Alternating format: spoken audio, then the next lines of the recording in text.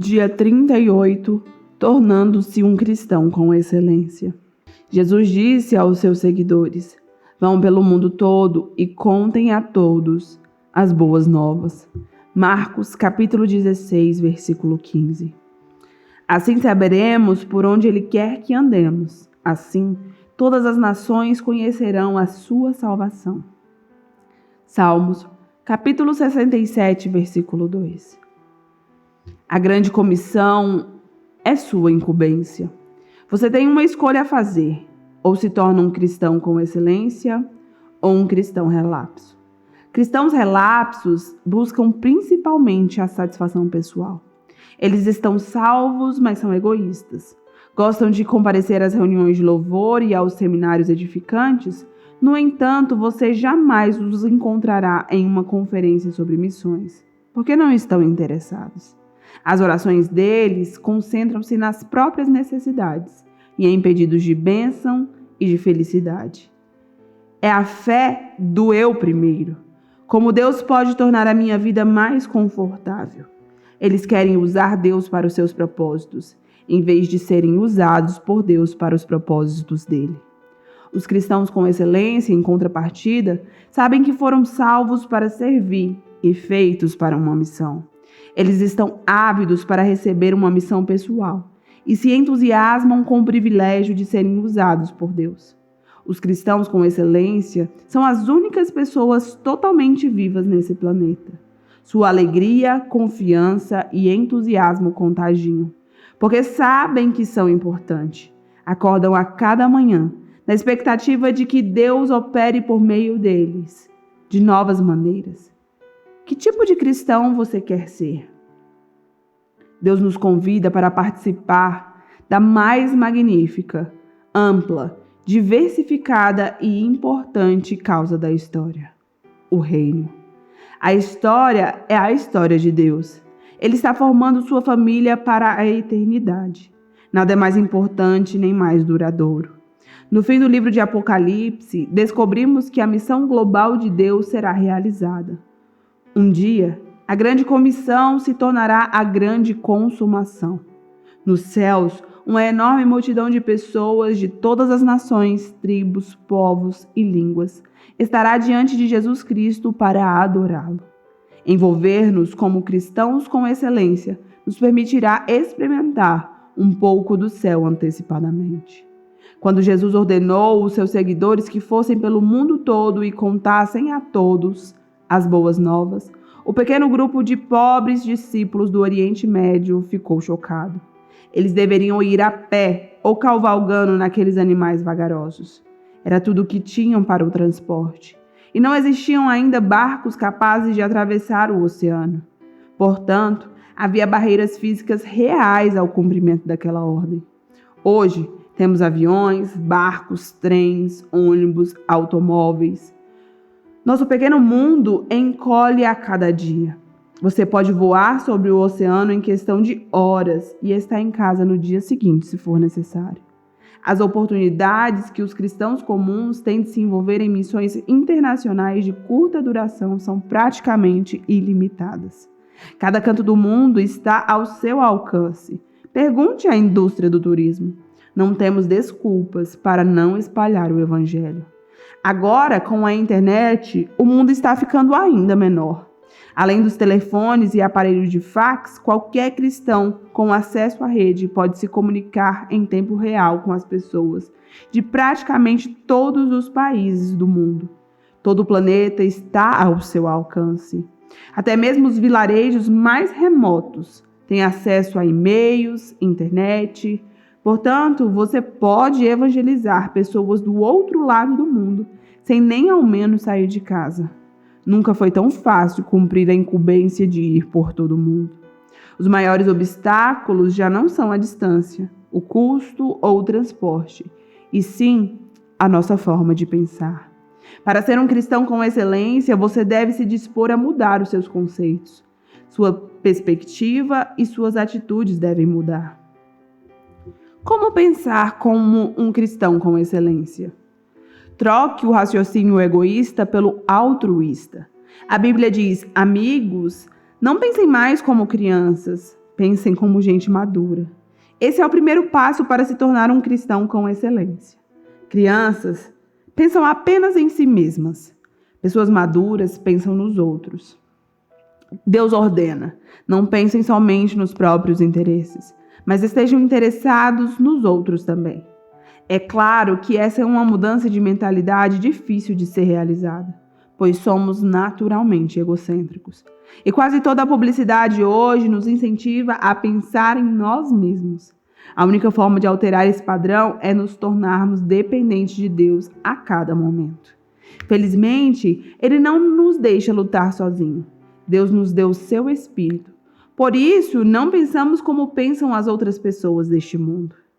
Comece pedindo ao Espírito Santo que o ajude a pensar nas necessidades espirituais dos não cristãos, toda vez que for falar com um deles. Com a prática, você poderá desenvolver o hábito de orar silenciosamente, nada além de um sussurro, pela pessoa com quem vai encontrar. Diga: Pai, ajuda-me a compreender o que está impedindo esta pessoa de te conhecer. Seu objetivo é verificar onde os outros estão se encontrando na jornada espiritual, fazendo então todo o possível para levá-los a conhecer a Cristo. Você aprende a fazer isso adotando o método de Paulo. Não penso no que seria bom para mim, e sim no que poderia ser bom para muitas pessoas, de modo que possam ser salvas. 1 Coríntios capítulo 10, versículo 33. Deixe de relacionar de forma estreita e raciocine de forma global. Deus é um Deus global. Ele sempre se preocupou com o mundo inteiro, porque Deus tanto amou o mundo. João 3,16. Desde o início, ele desejou reunir em sua família membros de todas as nações que criou. A Bíblia diz: de um só homem, Deus criou todas as nações que vivem na terra e decidiu quando e onde todas as nações seriam constituídas. Deus fez isso tudo para que nós o buscássemos e, alcançando, o encontrássemos. Grande parte do mundo já pensa de forma global. Os maiores conglomerados de comunicação e negócios são multinacionais. Nossa vida e a vida das pessoas em relação a outras nações estão cada vez mais entrelaçadas. À medida que compartilhamos moda, entretenimento, música, esporte e até mesmo fast food. É provável que a maioria das roupas que você está vestindo e grande parte do que você come hoje em dia foram produzidas em outro país. Estamos mais unidos do que percebemos. Vivemos dias emocionantes. Atualmente, existem mais cristãos em que qualquer outra época. Paulo estava certo. As mesmas boas novas que chegaram até vocês estão sendo difundidas pelo mundo. Elas estão transformando vidas em toda parte, assim como transformou a de vocês. Colossenses capítulo 1, versículo 6. O primeiro passo para pensar de maneira global é orando por países específicos. Cristãos com excelência oram pelo mundo. Consiga um atlas ou um mapa e ore pelas nações, citando o nome delas. A Bíblia diz: se você me pedir, eu lhe darei as nações. Todos os povos da terra são seus. A oração é a ferramenta mais importante em sua missão no mundo. As pessoas podem recusar o nosso amor ou rejeitar a nossa mensagem, mas não tem defesa contra nossas orações. Como um míssil intercontinental, você pode apontar uma oração para o coração de uma pessoa, esteja você a 1 metro ou a 16 mil quilômetros de distância. Qual deve ser o alvo de suas orações? A Bíblia diz que devemos orar pedindo oportunidade para testemunhar e coragem para falar. Devemos também interceder pelos que irão crer, pedir que a mensagem se espalhe rapidamente e solicitar mais trabalhadores. As orações farão de você um parceiro de muitas outras pessoas ao redor do mundo. Vocês também devem orar pelos missionários e por todos os outros cristãos envolvidos na obra do Senhor ao redor do mundo. Paulo disse aos seus companheiros de oração: vocês também nos ajudam quando oram por nós. Outra forma de desenvolver o raciocínio global e ler ou assistir o noticiário com os olhos de quem assumiu a grande comissão. Sempre que houver mudanças ou conflitos, Esteja certo de que Deus usará tais situações para atrair vidas para si. As pessoas são mais receptivas a Deus quando estão sob tensão ou atravessam um período de mudança. As rápidas e incessantes mudanças que ocorrem hoje no mundo estão preparando, como nunca antes, as pessoas para ouvir as boas novas. A melhor maneira de começar a pensar de modo global é participando de algum projeto missionário de curto prazo em outro país. Nada substitui a participação ativa na vida real em outra cultura. Pare de estudar e discutir sobre sua missão e comece logo a realizá-la. Desafio você a ir até o fim. Desafio você a ir até o fim. Em Atos, capítulo 1, versículo 8, Jesus estabelece um padrão para o nosso envolvimento. Vocês serão minhas testemunhas em Jerusalém, em toda a Judéia e Samaria e até os confins da terra. Seus seguidores teriam de alcançar sua comunidade, Jerusalém, seu país, Judéia, outras culturas, Samaria, e outras nações, até os confins da terra. Observe que nossa comissão é simultânea, não consecutiva. Embora nem todos tenham o dom de missão, todo cristão é chamado a participar de uma missão relacionada com os 4 grupos de alguma forma. Você é um cristão nos moldes de Atos capítulo 1, versículo 8? Estabeleça uma meta para participar de um projeto missionário direcionado a cada um desses 4 alvos. Insisto em que você poupe dinheiro e faça o que for necessário para participar de uma viagem missionária de curto prazo ao exterior o mais rápido possível. Quase todas as organizações missionárias podem ajudá-lo nisso. Essa experiência aumentará o seu amor, ampliará a sua visão, aumentará a sua fé, aprofundará o seu sentimento de compaixão e encherá de alegria como nunca antes. Pode ser um divisor de águas em sua vida. Substitua o pensamento imediatista pela perspectiva eterna. Para aproveitar ao máximo seu tempo aqui, você deve manter uma perspectiva eterna. Isso evitará dar importância excessiva a questões menores e o ajudará a distinguir entre o urgente e o eterno. Paulo disse assim: fixamos os olhos não naquilo que se vê, mas no que se não vê. Pois o que se vê é transitório, mas o que não se vê é eterno. Muitas das coisas em que empenhamos nossas energias já não significarão mais nada daqui a um ano, quanto mais pela eternidade. Não troque a vida por coisas temporárias, pois Jesus adverte: todo aquele que se deixa desviar do trabalho que eu planejo para ele, não está apto para o reino de Deus. E Paulo alerta: sejam econômicos nas escolhas das muitas coisas que o mundo tenta empurrar a vocês. O mundo, como vocês os conhecem, está desvanecido. O que está se interpondo com a sua conivência entre você e sua missão? O que está o impedindo de se tornar um cristão com excelência? O que quer que seja, abandone-o. Afastemos de nós qualquer coisa que nos torne vagarosos ou nos atrase. Jesus disse: acumulem para vocês tesouros no céu. Como fazemos isso?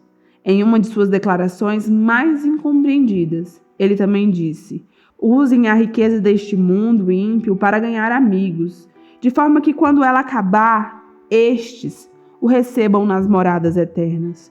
Jesus não quis dizer que você deve comprar amigos com dinheiro, mas que você deve usar os recursos que Deus lhe deu para levá-los a Cristo. Eles então serão seus amigos por toda a eternidade e vão lhe dar boas-vindas quando você chegar ao céu. Esse é o melhor investimento financeiro que se pode fazer. Você provavelmente já ouviu alguém dizer: você não pode levar isso com você. Mas a Bíblia diz que você pode passá-lo adiante, investindo em pessoas que estão indo para lá. Fazendo isso, eles estarão acumulando um tesouro real para si mesmo no céu. Este é o único investimento seguro para a eternidade. E estarão levando uma vida cristã frutífera aqui na terra também. 1 Timóteo, capítulo 6, versículo 19. Pare de arranjar desculpas e comece a pensar em formas criativas de cumprir a sua incumbência. Se você estiver decidido a fazer alguma coisa, há sempre um jeito. E existem organizações prontas para auxiliá-lo. Eis algumas desculpas mais comuns. Só sei falar inglês. Isso, na verdade, é uma vantagem em muitos países, onde milhões de pessoas querem aprender a falar esse idioma e estão ávidas por praticá-la. Não tenho nada a oferecer. Sim, você tem. Cada habilidade e experiência em sua formação pode ser utilizada de algum modo. Estou muito velho ou muito jovem. A maioria das organizações missionárias tem projetos de curto prazo, adequado para cada faixa etária. Da mesma forma que Deus rejeitou as desculpas de Sara, quando ela disse estar muito velha para que o Senhor a usasse, ele também rejeitou as objeções de Jeremias, quando este alegou que era muito jovem. Não diga isso, respondeu o Senhor, pois você tem de ir aonde quer que eu o envie e dizer o que quer que eu diga a você. Não tenha medo do povo, pois eu estarei com você e cuidarei de você. Pode ser que você acredite ser necessário um chamado especial de Deus e esteja esperando alguma sensação ou experiência sobrenatural. O Senhor, porém, já reiterou esse chamado repetidas vezes. Somos todos chamados para cumprir os 5 propósitos de Deus para a nossa vida: adorar, ter comunhão, tornar-se semelhante a Cristo, servir e sair em missão com Deus pelo mundo. Ele não quer usar apenas alguns no meio de seu povo, ele quer usar todos. Somos todos chamados para participar de uma missão para Deus. Ele quer que a igreja inteira leve o evangelho integral ao mundo todo. Muitos cristãos deixaram passar os planos de Deus para a sua vida porque nem ao menos perguntaram a ele os que queria servindo como missionário em algum lugar. Seja por medo, seja por ignorância, automaticamente fecharam a mente à possibilidade de servir como missionário residente em outra cultura. Se a sua tendência é dizer não, reexamine todos os diferentes meios e possibilidades disponíveis. Você vai se surpreender. E ore, perguntando seriamente a Deus o que Ele deseja de você nos próximos anos. Milhares de missionários residentes são desesperadamente necessários neste ponto crítico da história, com todas as portas escancaradas como nunca antes. Se você quer ser semelhante a Jesus, deve amar o mundo inteiro. Você não pode se dar por satisfeito apenas com a conversão de sua família e de alguns amigos. Existem mais de 6 bilhões de pessoas no mundo, e Jesus quer encontrar com todos os seus filhos perdidos. Ele disse: somente aqueles que põem de lado a sua vida por minha causa e por causa da boa nova é que saberão o que significa realmente viver. A grande comissão é a sua verdadeira incumbência, e fazer sua parte é o segredo para uma vida que realmente vale a pena. Eu vou ficando por aqui, um forte abraço, até amanhã.